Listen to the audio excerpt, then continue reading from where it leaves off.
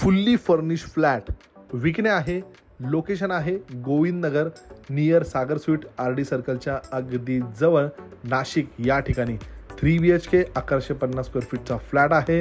या फ्लॅटचा मुख्य दरवाजा पश्चिममुखी आहे.